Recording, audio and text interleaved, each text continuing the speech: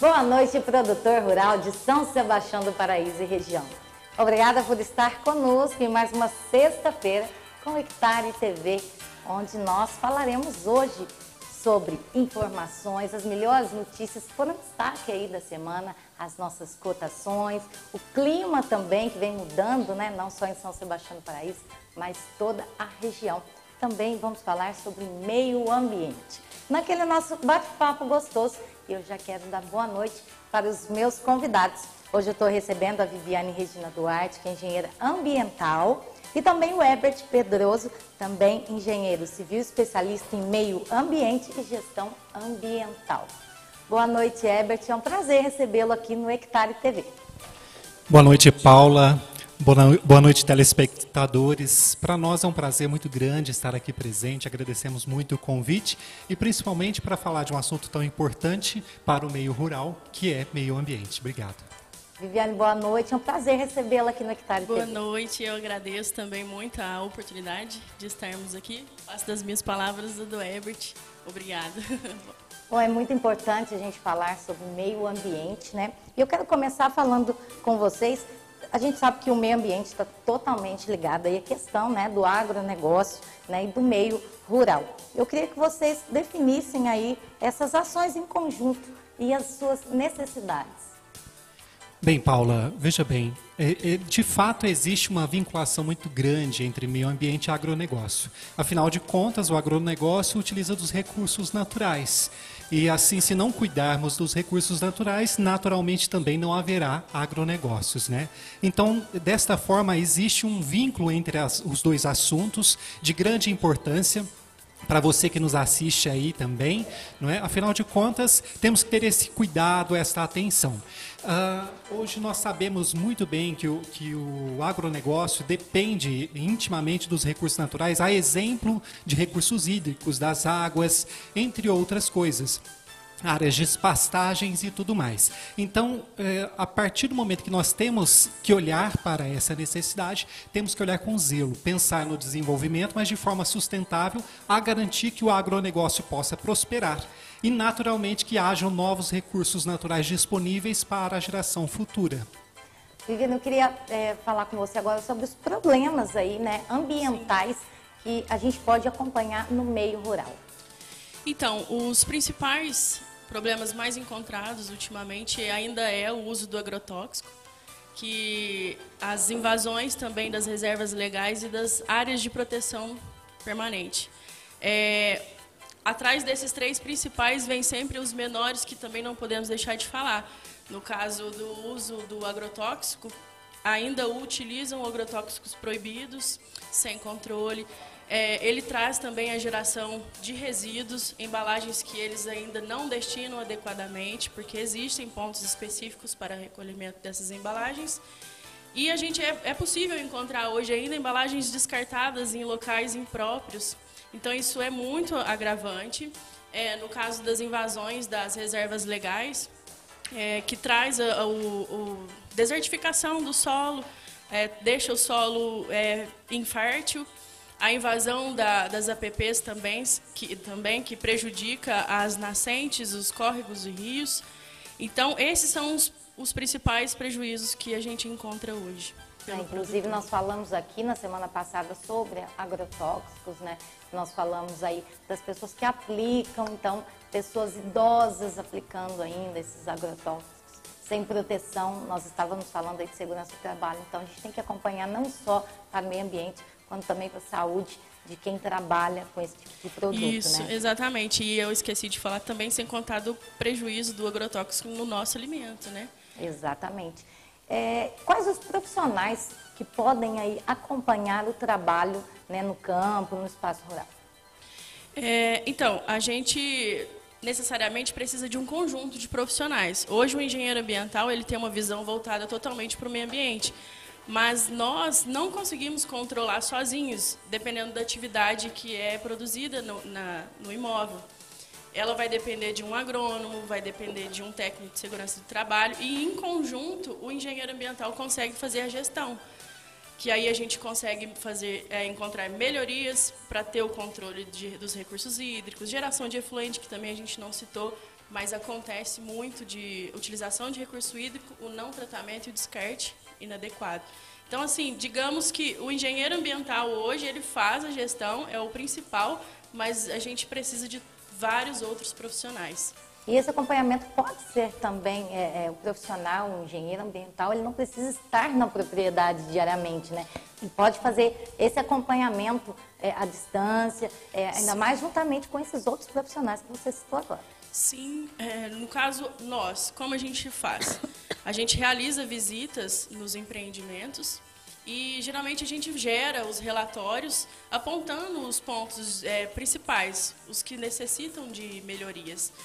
E, juntamente com o empreendedor, a gente consegue destacar onde que está o problema, ver se é possível corrigir entre nós ou se precisa de um outro profissional para fazer essa correção. Então, assim, não necessariamente a gente precisa estar lá o tempo todo. A gente tem que ter a visão, mas não precisa estar lá o tempo todo. E até porque, Paula, também, como a Viviane bem comentou, existe uma gama de profissionais que já atuam no campo, então que também têm conhecimento acerca do assunto e que podem contribuir para o produtor rural, para o agronegócio de um modo geral. Né? O engenheiro agrônomo, o técnico agrícola, então existem uma série de profissionais que também têm conhecimento sobre e dentro do seu campo de atuação contribuem significativamente para o meio ambiente. Ainda mais com a tecnologia que hoje é trazida ao campo, né? O produtor tem muito mais facilidade em chegar até as informações e também aos profissionais. Bom, falando de impactos, né, dos impactos causados aí no dia a dia, eu queria que vocês falassem um pouco sobre a queimada controlada. Ela realmente foi proibida? Sim, foi no novo decreto que o nosso presidente ele assinou, foi proibido em todo o território nacional.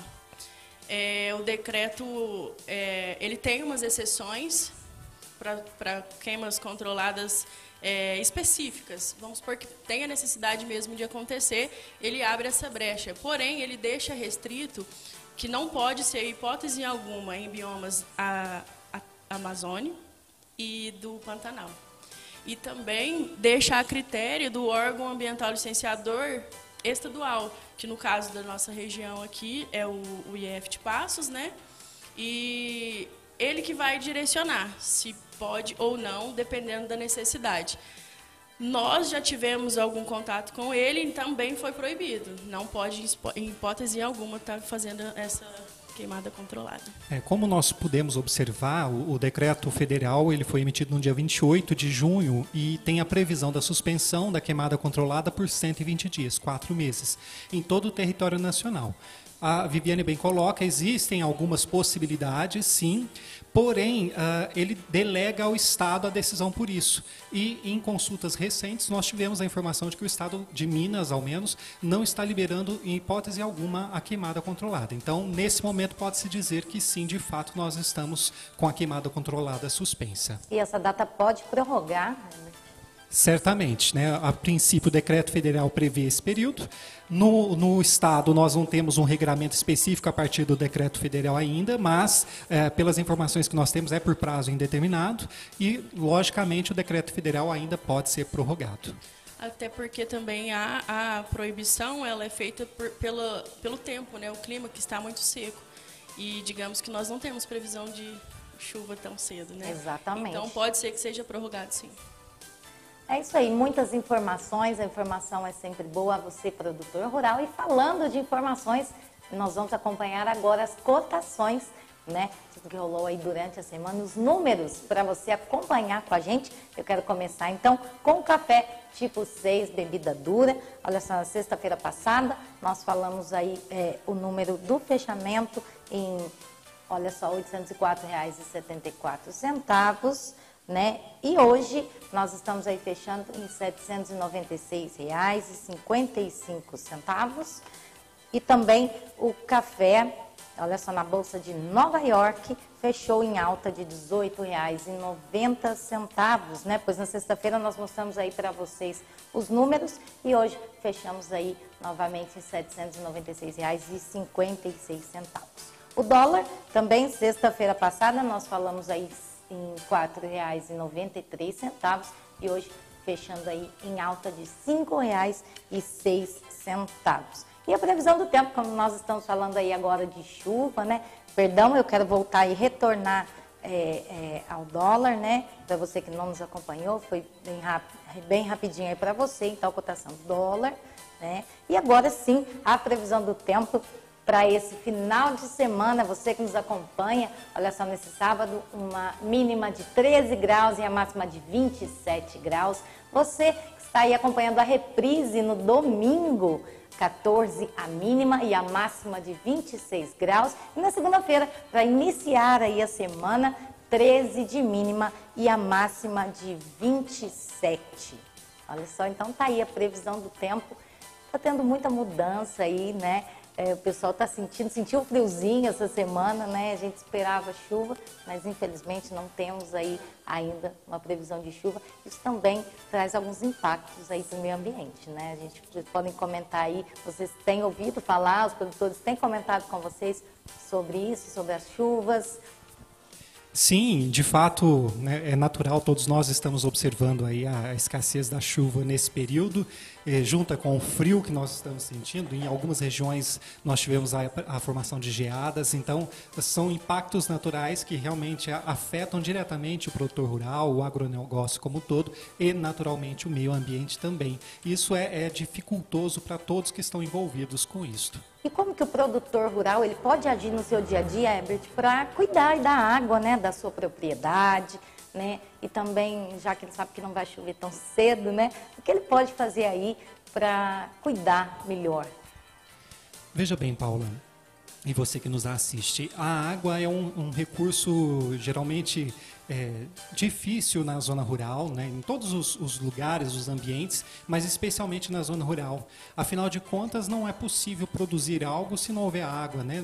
Olhando para a agricultura, temos a necessidade de água. Olhando para a pecuária, nós também temos essa necessidade. É muito importante, por sinal. Além do que, nós não temos distribuição de água, como é no perímetro urbano, pela Copasa, então, naturalmente, precisa-se de água para o consumo humano também. Logicamente, na agricultura e na pecuária, que são grandes consumidores de recursos hídricos, tem que ser uma preocupação muito grande com esse recurso natural.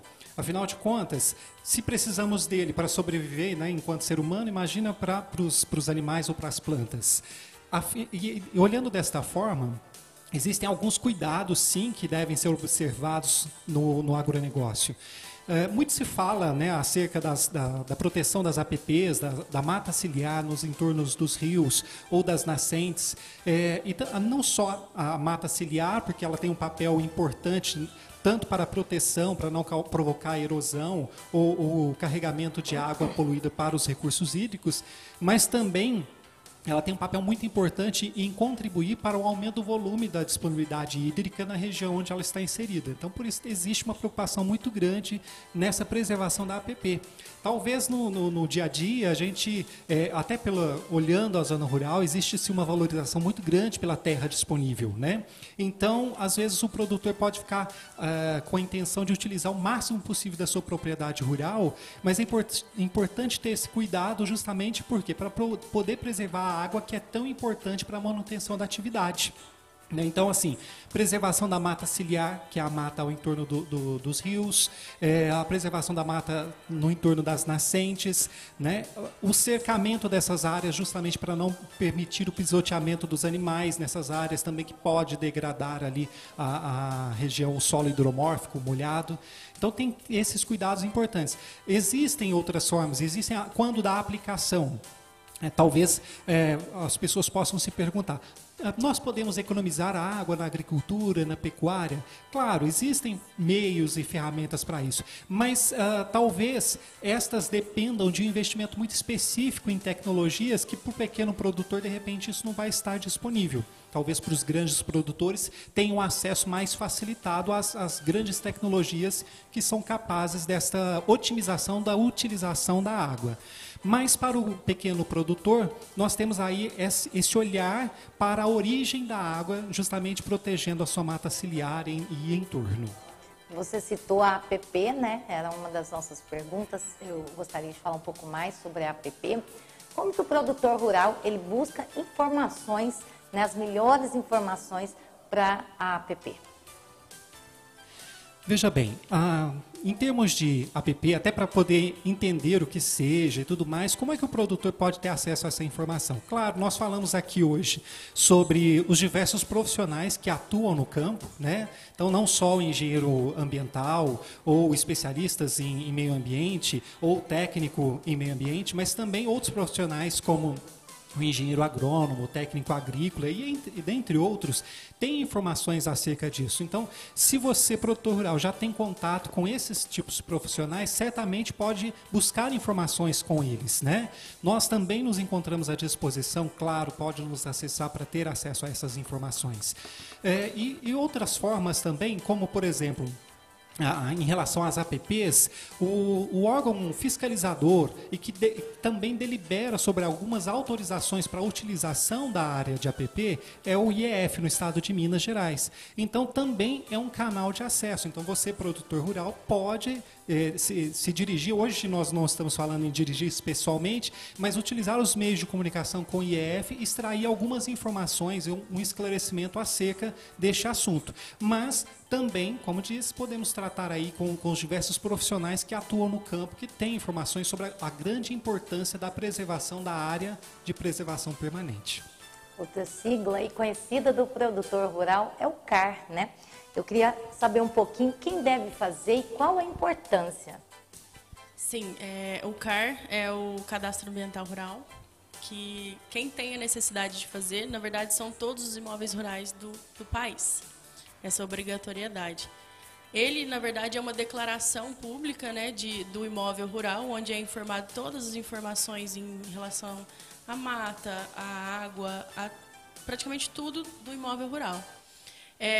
Os benefícios do CAR é que ele dá a legalidade para o empreendedor.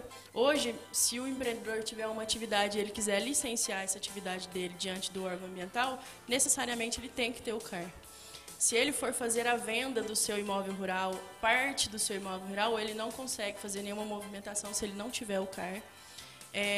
Um dos benefícios também com o Cadastro Ambiental Rural é a regularização, porque às vezes o empreendedor tem um imóvel rural, ele tem déficit de vegetação, tanto em área de APP ou reserva legal, e diante do CAR ele tem essa oportunidade de regularização através do PRA. E outros benefícios também, ele consegue...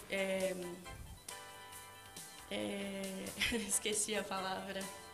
Benefícios no banco, através de financiamentos agrícolas, que também, se não tiver o CAR, eles não têm esse acesso. Inclusive, eu até ia falar dos benefícios também, né? Se ele fizer algum tipo de melhoria, por exemplo, um barracão, ele tem que refazer esse CAR? Bom, o CAR, ele tem, eu gosto de dizer, né, o CAR, Cadastro Ambiental Rural, ele é como se fosse uma fotografia da propriedade olhando por cima, né, de uma forma bem mais simples de se entender.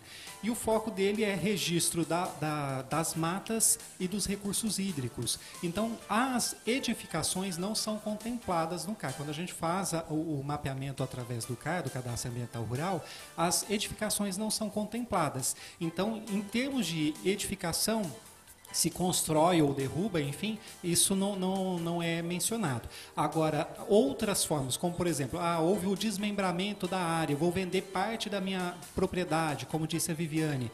No cartório de registro de imóveis, você vai ser obrigado a apresentar o cadastro ambiental rural com o número de protocolo e tudo mais. Se você vai entrar no banco solicitando um custeio agrícola ou pecuário, se você também vai ser obrigado, o próprio banco vai solicitar a apresentação do cadastro ambiental rural. Então, se houver modificações neste sentido, de titularidade ou de áreas de vegetação, algo do gênero que possa justificar uma retificação do CAR, aí sim, dessa forma, é necessário sim fazer a retificação. Bacana. Então, você, produtor rural, fique ligadinho aí nas nossas dicas, sempre trazemos informações para vocês. Agora vamos falar mais informações, vamos às cotações e agora eu quero falar da soja. É isso mesmo, a soja futura fechou então nessa sexta-feira com o valor de R$ 158,53 e o milho também futuro. Hoje, nessa sexta-feira, a saca de 60 quilos, R$ 92,05. E o boi gordo, hoje também, dia 9/7, iniciando aí o mês de julho, né? Nós ainda nesse início, R$ 319,50. Então, tá aí as informações para você, produtor, as informações da semana, né, com as nossas cotações. Você acompanha sempre aqui com a gente e também, claro, no seu aplicativo Hectare, que você pode baixar aí no seu celular em todas as plataformas, tá? E acompanhar no dia a dia todas essas informações que nós trazemos aqui para vocês. Bom, a gente ouve falar tanto aí, né, sobre o desmatamento da Amazônia, né? A gente tem ouvido falar bastante sobre a poluição dos rios, mares, oceanos e tudo mais. A queimada, nós acabamos de falar aí, aquecimento global. Falando de tudo isso, né, do futuro, das nossas futuras gerações, o que a gente pode esperar em médio e longo prazo aí? Paula, falar do meio ambiente é sempre muito importante, é um assunto que eu particularmente gosto muito, é um material de trabalho nosso do dia a dia, mas a importância vai muito além disso. Afinal de contas, todos nós, seres humanos ocupantes do planeta Terra, dependemos do meio ambiente de alguma forma. Mesmo que a gente fale em produção sintética, sempre a gente vai depender de recursos naturais. O que a gente tem observado ao longo do tempo, talvez nas gerações anteriores, tinha-se uma menor preocupação, pelo menos dos impactos globais da utilização de recursos naturais. Mas de alguns anos para cá, talvez cerca de 30 anos para cá, já se forma aí um novo movimento mundial com uma preocupação maior voltada para o meio ambiente e a sua proteção. Né? Então, quando a gente fala em desenvolvimento sustentável nos dias atuais, né, olhando sempre pelo prisma de desenvolvimento e sustentabilidade, é possível nós enxergarmos sim o desenvolvimento do mundo e, ao mesmo tempo, preocuparmos com o meio ambiente. Justamente quando a gente fala em sustentabilidade, nós estamos trazendo um olhar para o presente e um olhar para o futuro. Por quê? Para o presente, para a utilização dos recursos naturais para atender os anseios da geração atual, e para o futuro, ou seja, preocupando-se com a manutenção dos recursos naturais para as gerações vindouras, para os nossos filhos, netos e assim sucessivamente. Então, o que eu posso dizer é que nós temos percebido uma mudança de pensamento nesse sentido, uma preocupação maior nesse sentido. Tanto é fato que a legislação, não só no município, no estado, no país, no Brasil como um todo, mas internacionalmente, tem tido uma participação mais presente, um regramento mais específico para a preservação do meio ambiente. E também, olhando aí para as nossas crianças, que eu acho que é o nascedouro da humanidade de amanhã, do amanhã, nós temos percebido as escolas com uma visão da educação ambiental muito presente. Então, uma instrução voltada para as nossas crianças, justamente trazendo esse enfoque para cuidar dos resíduos, do consumo da água, entre outros assuntos muito importantes. E eu acredito que esse olhar, né, nós estamos falando aí com diversas pessoas que estão nos assistindo agora, a preocupação com o meio ambiente não é só para o hoje, mas para o futuro. E a gente tem percebido, sim, que no médio e longo prazo, é claro, né, não imagine que de tantos milhares de anos que tem o planeta Terra, nós não vamos conseguir mudar o mundo de um ano para o outro, de um dia para o outro. Vai-se um longo tempo para que isso aconteça. Mas temos percebido um caminho voltado para esta preocupação, para garantir os recursos naturais para o futuro, o desenvolvimento sustentável. Viviane, o Herbert ainda citou as escolas. É bacana a gente acompanhar as nossas crianças hoje em dia, elas estão educando os pais, né? Exatamente. A gente até conversou mais cedo que isso está sendo muito importante. Por quê? Porque hoje nós não tivemos essa cultura lá atrás. Hoje só faz o necessário quem tem consciência. Quem não teve isso lá atrás, que não tem consciência, infelizmente não faz. É cabeça dura, é super complicado. Então é super importante as crianças estão tendo essa educação, porque elas, como você falou, elas corrigem as outras pessoas. Então isso vai ser muito importante a longo prazo. Aí, informação sempre, principalmente para as nossas crianças. E falando de informações, eu quero trazer os 3 destaques aí de notícias da semana que você acompanhou sobre o agronegócio. E a primeira notícia, nós vamos acompanhar aí um destaque das startups. É isso mesmo, olha aí.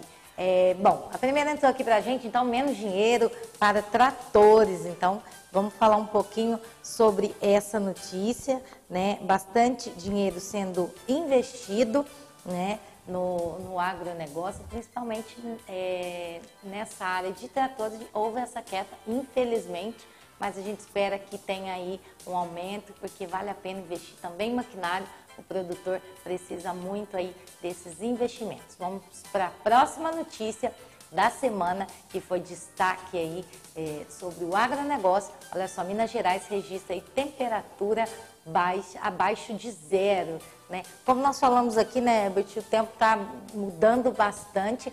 E a gente acompanha principalmente nas redes sociais, né? Muita gente postando a geada e frio. Isso também, essas mudanças, eu acho que as pessoas não esperavam para esse ano, né? Não, com certeza não. Veio como um susto para todos que acompanharam isso muito de perto, né?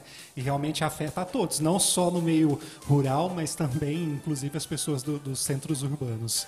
E haja blusa, hein? Vamos lá. Vamos para a próxima notícia da semana, né? O que foi destaque, olha só, o agronegócio passou a indústria de transformação pela primeira vez, diz Guedes, ainda de transformação, perdão, né? A indústria de transformação pela primeira vez. Então, o agronegócio aí se destacando, isso é muito bom, a gente fica muito feliz. Então, tá aí os destaques da semana, né, as notícias, e você também, claro, acompanha todas as notícias que foram destaque da semana, também no aplicativo Hectare. Bom, para encontrar vocês, para ter mais informações, né?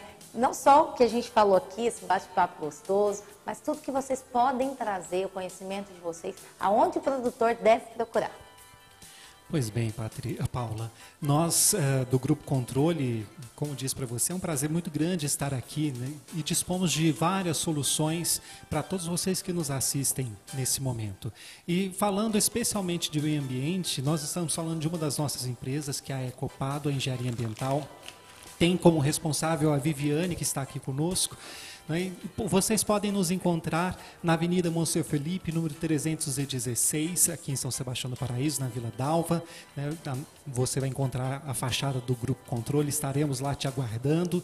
Pode ligar para nós no 3531-5393, falar com a gente, falar comigo, falar com a Viviane, e a nossa equipe estará pronta para te atender, para esclarecer entre estes assuntos e os diversos outros, porque o Grupo Controle trabalha com diversas áreas, não só para o meio ambiente rural, meio ambiente natural, mas também o meio ambiente do trabalho, saúde, segurança do trabalho, engenharia civil. Temos diversas áreas disponíveis lá. Estamos prontos para sentar com você e tomar um cafezinho gostoso. Herbert, muito obrigada. Você é um amigo de longa data. É um prazer recebê-lo aqui e com tanta informação boa, viu? Muito obrigada mais uma vez.